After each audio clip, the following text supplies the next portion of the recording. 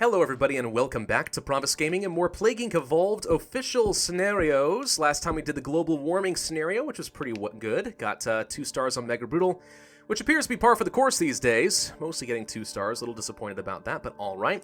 Now we are moving on to Golden Age, which I did get 3 stars on Brutal, so we'll see how well it translates.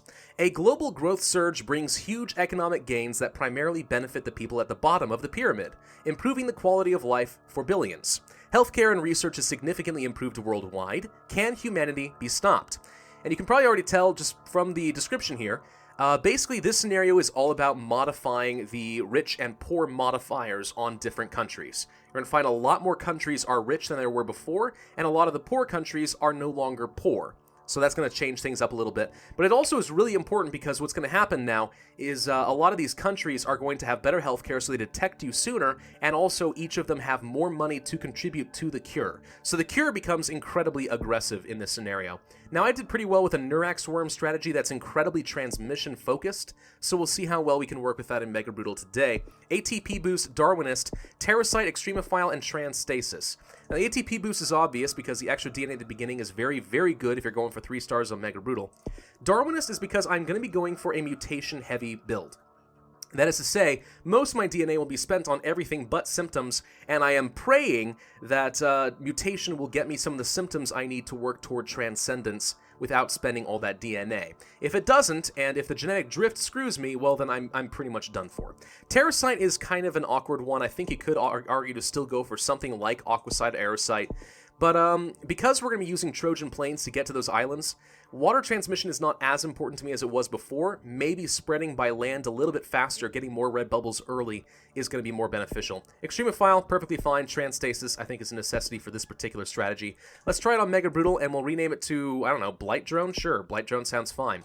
Alright, now we have to choose a new country. Now, most of us in the Plague Inc. community who are very experienced love a country like Saudi Arabia, but you need to be careful in this scenario because every modifier has been changed as far as whether a country is rich or poor. So for example, Saudi Arabia is now a rich country, which means it is not a good starting location.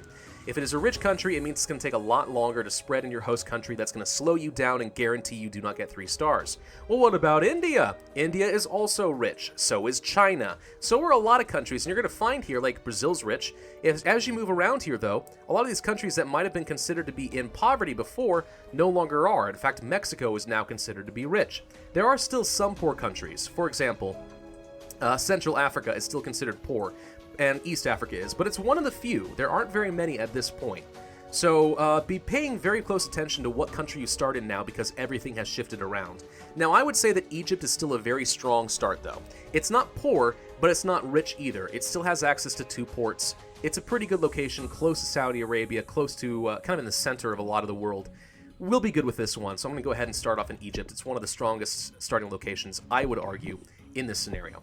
Now for transmission, I'm going to go ahead and grab eggs 1 and 2, locomotion level 1 and 2. That does increase our severity, but with ATP boost alone, we can get all of those and increase our infectivity very rapidly, which I am a fan of. I'm also going to grab the genetic swap, which increases my chance of mutation. The hope, again, being that I'm going to mutate a lot of symptoms for free that will, 1, slow down the cure, and 2, get me closer to transcendence. And depending on what we mutate, we'll go for whatever the fastest path is to transcendence. So hopefully mutation works out in my advantage. We'll also want to grab Trojan Plains as soon as we have fully infected Egypt. There's no point in grabbing it right now because there aren't enough people infected. The odds of getting one of those planes is incredibly low. So there's really no point. But once Egypt gets fully infected, then we probably will want to make that happen. Alright, so we could go definitely for some sort of zoonotic transmissions. Those will greatly increase my mutation chance in the early game. Big fan of that. Probably want to start off with insects because they do help in hot countries. It's also cheaper, which is nice, so why the heck not? Festival of Love in Egypt. Well, too bad I don't have access to nausea to make people feel sick as they kiss. But, yeah, it's not a thing with the Neurax worm, so no point in crying over spilled milk. I am going to grab Air 1 next because it is very useful in arid countries like Egypt. Now, one of the great advantages of the Neurax worm is not just the Trojan Plains, although that is quite nice. One of the reasons I like the Neurax worm and decided to go for that for this particular thing is because it is very effective in rich countries because this has access to 3 levels of air, the 3rd one not only being good at getting on plains and in arid countries, but also rich countries. So there's a lot of really nice modifiers working to your advantage with the Neurax worm. which is one of the reasons that I recommend it. We're going to go ahead and grab rodents, not because I need the urban transmission, but mostly because I really would like to get more mutation chance. Let's go ahead and grab probably grab at least one level of water, but then we're going to focus, I think, on getting air transmission. Again, working my way up toward level 3 earlier rather than later, because even though we started in Egypt, and you might think, well, you're nowhere near a wealthy nation. Yes, we are, because Golden Age scenario, changing everything around. Heck, Saudi Arabia's rich. I mean, we gotta be paying attention to that stuff now. So let's go ahead and grab that as soon as we are able to. Heavy flooding in Turkey means good water transmission. Not a big deal. One of the big things to look for here is to make sure that we do not get like global warming countries getting colder. That'll be a problem. They have detected us a little bit earlier than I think I was expecting, considering we haven't fully infected Egypt, but not much to be done about that. We did mutate our first symptom. Not that it's a very valuable one, but it certainly is not going to hurt. I am going to go ahead and grab 2 levels of mutative regeneration, and that's going to greatly increase our mutation chance. Again, we just want to get as much as is possible. We could spend a couple points to just grab cerebral tendrils and kind of help it along, and I will.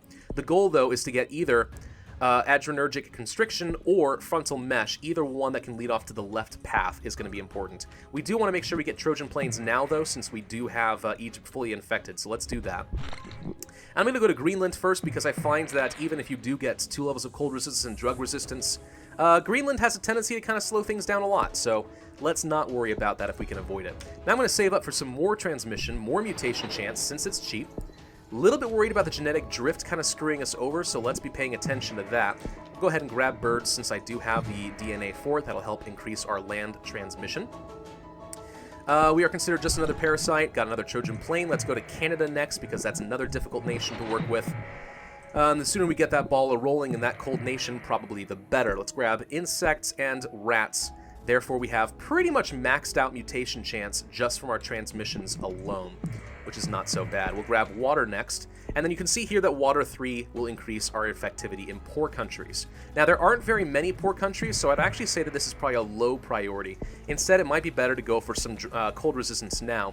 We could alternatively go for Trojan planes 2, hoping that this will result in getting more planes sooner rather than later. We did get frontal mesh, so depending on how the mutation continues, we may, instead of going this direction, want to follow this direction toward transcendence. So we'll be paying attention to that. I'm going to go ahead and grab Trojan planes level 2. We'll try to get as many of those as possible, make sure we get into new nations as quickly as we can.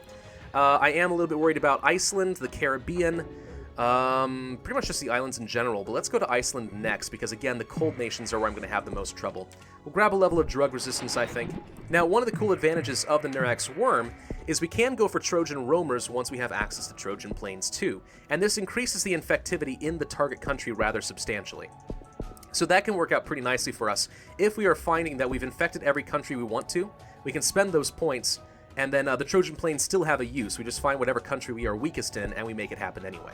Drug resistance level 2 should still be pretty good. Let's go for cold resistance level 2. And at this point, I think we actually are in a position where we could focus exclusively on symptoms and be okay. They're actually working really fast on the cure, which does, of course, concern me, but let's save up some points. My thought being here, let's not get too much severity if we don't have to. We do need to get into the Philippines and the Caribbean still. We'll probably just go ahead and get into the Caribbean, I think. The Philippines is not considered wealthy. No, it is not. Okay, good. If we go for immaturity, yes, and let's go ahead and grab immaturity. That does reduce infectivity. I'm trying not to get too much severity here. Mania actually can help reduce the cure progress a fair bit, and right now the genetic drift has not kicked in, so I guess we can go ahead and grab that. Then there's obsession, which is also fairly severe and does not cost a lot. Again, the genetic drift has not killed me yet, which is really good. Last time I've attempted this, I found that in Mega Brutal, the genetic drift can just be absolutely awful. It can completely destroy your game. So we're going to go ahead and grab this. We're going to go for Transcendence as early as we can. The thought being, the more people that are infected, the less that they will be working on the cure. So I'm trying to go fast, but I'm also trying to prevent that cure from becoming a problem. We did get Aggression, which is not good. That increases some lethality. We are missing Peru, shockingly enough. Am I worried about Peru? No, because we just got it, but still, genetic drift is starting to kick in here. Need to be paying attention to that. Let's go to Russia next, I think. Can I please get the 68 points that I need before we infect too many people here? Please? Give me DNA. Oh, God. There we go. Ah, no, it's up to 74. Gosh, as we infect more of the population of the world, this is becoming a problem. 77. There we go. All right, Transcendence will slow things down. Now we desperately need to get genetic reshuffle. They're going to get a cure thing. The question is, can we get enough DNA out of it as a result that we are able to set them back a couple levels and buy ourselves some time. Let's go ahead and grab Trojan Roamers level 1, just so we can target countries that are giving us trouble and make it go faster, like so. What are we missing right now that's the most problematic? We still have not fully infected Greenland, Russia, and a few other places. Russia's definitely a problem. Ukraine, Baltic states, Colombia, Peru. Oh boy, this is a problem. Let's go to Russia next. Russia is considered rich. They are worshipping us. This should slow down the cure pretty considerably now, but I don't know if it's going to be enough. Adoration mutated. Okay. Well, the good news is actually getting a little bit of lethality is going to help us as far as getting some more DNA that we could use if we need it. So the cure is still not quite as good as I would like it to be, but I think we're about to infect the entire world and win the scenario. Yep, we did. Okay. Anything else I can spend it on that I care about? Not really. Corpse Feeder does nothing for us because this was not a lethality playthrough, so I think we're just going to have to accept where we're at. Yeah, that's pretty much it. Blight Drone enslaves humanity. We have won 74% of the cure and 3 stars. Oh, it worked!